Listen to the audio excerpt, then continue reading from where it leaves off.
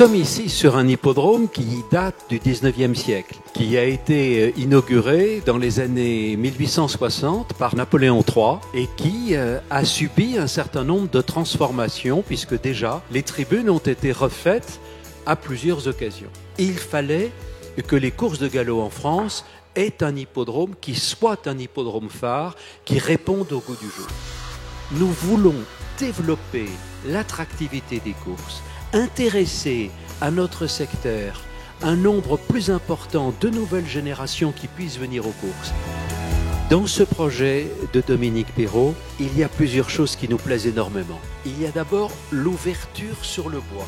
Il y a la légèreté de la construction. Le fait qu'il puisse être modulable, parce que nous n'avons pas toujours évidemment le même nombre de personnes qui assistent aux courses que le jour du Qatar près de l'Arc de Triomphe. Également, ce bâtiment a un mouvement.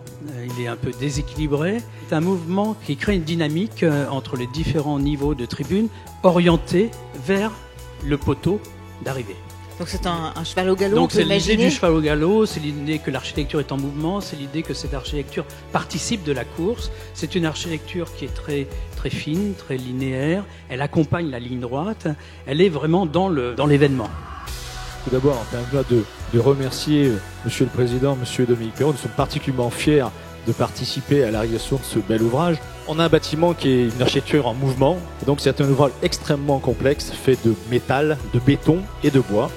Et donc beaucoup de travail d'études et de préparation de l'opération. En termes de production, 600 000 heures de production sur le site, une cinquantaine d'ingénieurs et cadres, et environ 400 compagnons qui vont réaliser cet ouvrage. Pour une livraison dans 24 mois, très exactement, un peu moins de 24 mois, pour le Grand Prix 2017.